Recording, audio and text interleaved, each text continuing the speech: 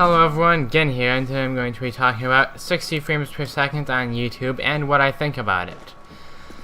Alright, so, here we go. Recently, or actually last year, even though that joke stopped getting funny after a pretty short amount of time, YouTube has added an option to watch videos in 60 frames per second when their resolution is set to 720p or higher. And this feature is, of course, only available on Google Chrome as far as I know. I know that it isn't available on Firefox. And I think this is just another benefit YouTube has over probably their main competitor, Vimeo.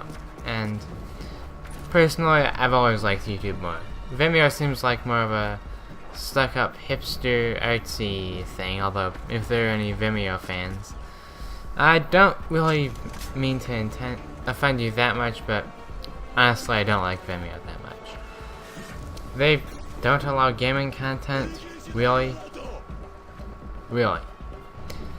That's not really the best idea, and YouTube has more viewers, and it has more videos and video storage. YouTube also has high resolutions like 4K, even though that's not widespread nowadays, but give it time, it will be. And 60 frames per second looks really good on videos, particularly Call of Duty and, to a lesser extent, Minecraft. Even though it does look pretty good on Minecraft, and Call of Duty and Minecraft videos are probably the biggest kinds of videos on YouTube. With the exception, of course, of cat videos, but cats are pretty dominant everywhere on the internet, so that's not surprising. And 60 frames per second looks way, way, way better than 30 frames per second ever will. Unless you're talking low resolution 60 frames per second, but I'm not in this case, so it's just amazing. And you don't really know how good it looks until you see it for yourself. And then you do know how good it looks. There are downsides to having 60 frames per second. And particularly two main ones. Having 60 frames per second is a big bandwidth hog. Twice as much as 30 frames per second. My estimation is correct. And on the other hand, internet speed is improving pretty quickly for people. And more people have internet access than before, and I think that's only going to keep going up as time goes on. And not everyone wants to see 60 frames per second. Or in the first place, not everyone can see 60 frames per second. Some people can't, I guess. Everyone's eyes are different because everyone's DNA is different. But safe to say that a good amount of people can see 60 frames per second, or YouTube wouldn't have added it. But on the other hand, 60 frames per second does apparently make some people dizzy. I'm not one of those people. But it's easy for it to find a solution to that. Just watch it on a non-Google Chrome browser. Of course, it will also go slower, but that's kind of the thing you except with a web browser other than Chrome. Even, I don't mean to sound hipstery, like I said Vimeo was, but Google Chrome is legitimately the better browser. And I think this is a great addition to YouTube. And there are a couple gripes about it people could have, or they might not be able to see it. And actually, some people who can't see 60 frames per second might not be able to see it properly, which could make them dizzy. I'm not sure.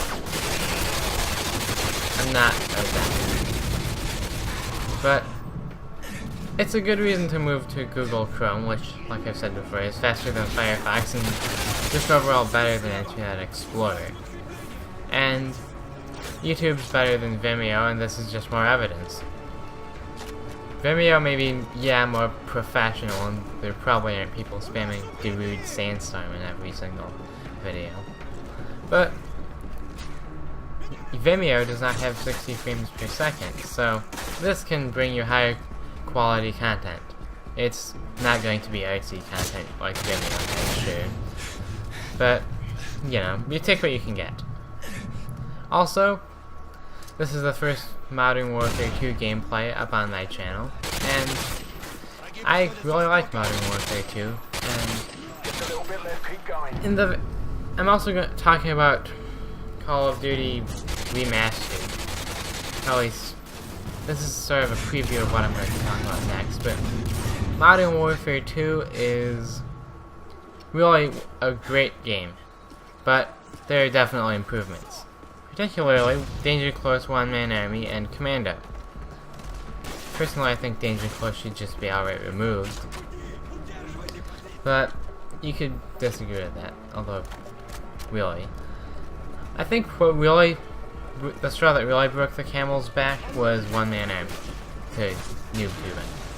Because, if you think about it, Call of Duty 4 and World at War had grenade launchers, and they both had a perk that increases explosive damage, actually.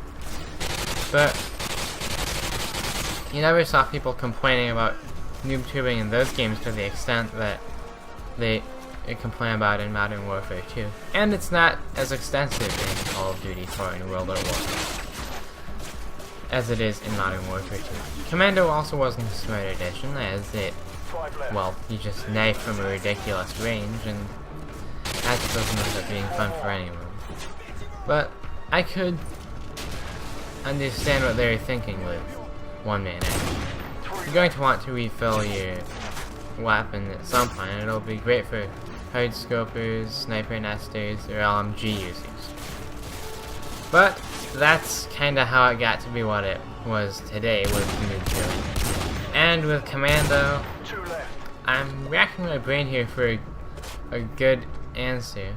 I think it was Commando Pro, no fall damage, but they might have just been drunk. Anyway, thanks for watching, everyone. I'll see you later. Jump453 out.